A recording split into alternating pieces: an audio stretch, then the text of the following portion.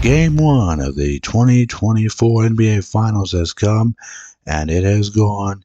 And my thought immediately following it, Game 2 of the NBA Finals is Sunday night. But what a time for Kristaps Porzingis to come out and ball out and make shots from all over the floor. The Kristaps Porzingis show, his first in-game action, and he was on fire. He was making shots from all over the court, even one three-pointer from 30 feet out. Kristaps Porzingis, and he was the spark that helped Boston have their home cooking of the Dallas Mavericks. Uh, Final score 107-89, but anyone who watched that game will tell you that it was a blowout after the first quarter, a 37-20 lead after one quarter. And all the other periods, only the Mavs in the second half outscored Boston. By that time, it was too little too late. The huge lead that Boston built up. There was a couple times where the run was down to 8 by Dallas, but then Boston would go on another run. And so it was really domination by Boston. It was a home cooking. Jason Tatum had some nice baskets as well.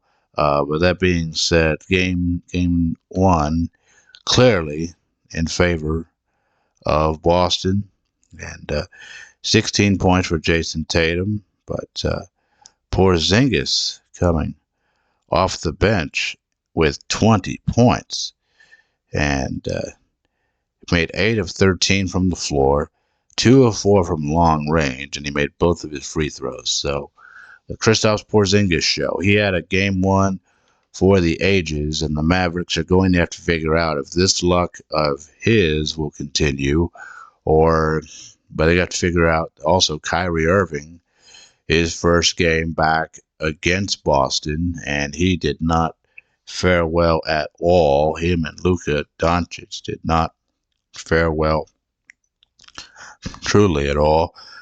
Kyrie Irving finished with 12 points, and Luka Doncic finished with 30 points, but his efforts, especially early on, were too little too late at that current juncture. So it was a good win for Boston, and we'll see if that continues going forward. So what is next for the Mavericks? I think the obvious point right away is that the Mavericks have got to right the ship without question. But it all starts with the backcourt. After the Mavs beat the Timberwolves, there was talk about Kyrie Irving and Luka Doncic being the quote greatest backcourt ever with their domination of the Timberwolves. And I think obviously it starts with Kyrie. He's got to do a better job running the offense. Luka Doncic has to score more points, and the rest of the Mavs offense also has to get involved as well. But it was easier said than done. Last game 1, Boston, the crowd was hyped. They were on fire, and you could just. It seemed like something from the opening tip. It seemed like the Boston Celtics fed off the energy of the crowd, and that's a tough thing. Away games are always a challenge in the NBA, and away games for an NBA title I would imagine be even tougher than that.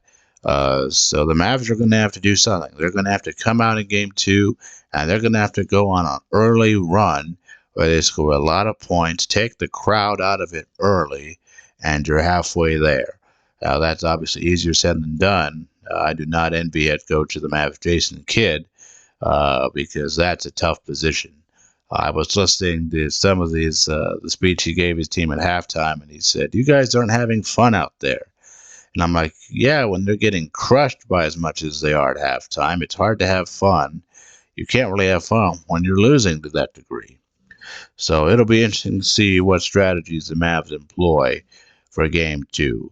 The Mavs have not lost back-to-back games since in a long time. So It'll be interesting to see if game two, anything different will turn out in the Mavs' favor, or if Boston wins game two, and then all of a sudden, no place like home for the Mavs, game three, which would be upcoming, and obviously game three, if you're down 2-0, that would be a must win in that scenario.